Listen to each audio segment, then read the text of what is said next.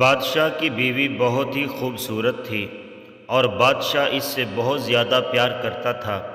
جب ان کے ہاں بیٹی پیدا ہوئی تو بیٹی کی پیدائش کے بعد بادشاہ کی بیوی کا انتقال ہو گیا۔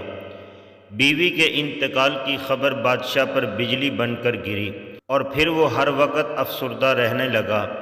بیوی کی وفات کے بعد زیادہ تر شراب کے نشے میں ڈوبا رہتا اور باقی وقت خوبصورت کنیزوں کی صحبت میں گزار دیتا۔ وہ شراب کے نشے میں اتنا غرق ہو گیا تھا کہ اسے اپنی بیٹی کی خبر تک نہ رہی، جو کہ اب تک محل کے ملازموں کے ہاتھوں پرورش پا رہی تھی۔ وقت گزرتا گیا اور بادشاہ کی بیٹی 20 سال کی ایک خوبصورت لڑکی بن گئی۔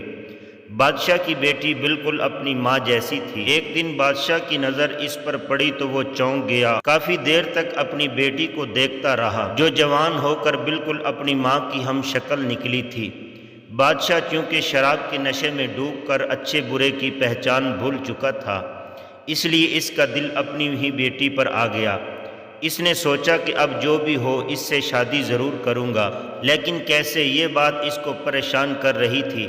وہ ایسا کام کر کے اپنی رعایا کو اپنے خلاف نہیں کرنا چاہتا تھا اور یہ بھی جانتا تھا کہ یہ بہت بڑا گناہ ہے، لیکن وہ عورتوں کے ساتھ گناہ کرنے کی عادت کے ہاتھوں مجبور تھا۔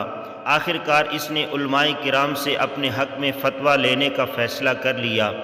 اس نے سوچا کہ وہ کسی عالم کو سونا چاندی کا لالچ دے کر اپنے حق میں فیصلہ کروا لے گا اور پھر اپنی بیٹی سے شادی رچا لے گا، اور اس طرح گناہ بھی فتویٰ دینے والے کے سر چڑھ جائے گا۔ بادشاہ نے ایک عالم دین کو بلوا کر کہا کہ میں اپنی بیٹی سے شادی کرنا چاہتا ہوں، کیا یہ جائز ہے؟ عالم نے کہا نہیں، ہرگز نہیں، یہ بہت بڑا گناہ ہے۔ بادشاہ نے اس کو ہر طرح کا لالچ دیا، لیکن عالم دین نے بادشاہ کے حق میں فتویٰ دینے سے انکار کر دیا اور بادشاہ نے غصے میں آ کر اسے قتل کروا دیا۔ پھر دوسرے عالم سے کہا کہ اس کے حق میں فیصلہ دے، لیکن اس نے بھی انکار کر دیا۔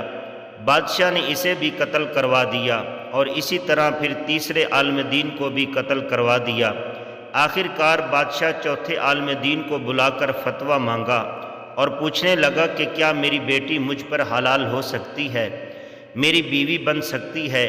عالم دین نے کہا ہاں بن سکتی ہے، اس میں کوئی مذاکرہ نہیں۔ بادشاہ یہ سن کر بہت حیران ہوا اور پوچھا کہ وہ کیسے؟ عالم دین نے بادشاہ کی آنکھوں میں دیکھ کر کہا اے بادشاہ وقت، اللہ کے نبی صلی اللہ علیہ وآلہ وسلم کا فرمان ہے کہ جب تم حیا نہ کرو تو پھر جو چاہے مرضی کرو۔ جب تم نے بے حیا بن کر سوچ لیا ہے تو تم پر سب کچھ جائز ہے، کیونکہ تم بے حیا بن چکے ہو۔ اتنا سننا تھا کہ بادشاہ کو اپنی غلطی کا احساس ہوا اور وہ رونے لگ گیا اور اپنے گناہوں کی معافی مانگنے لگا۔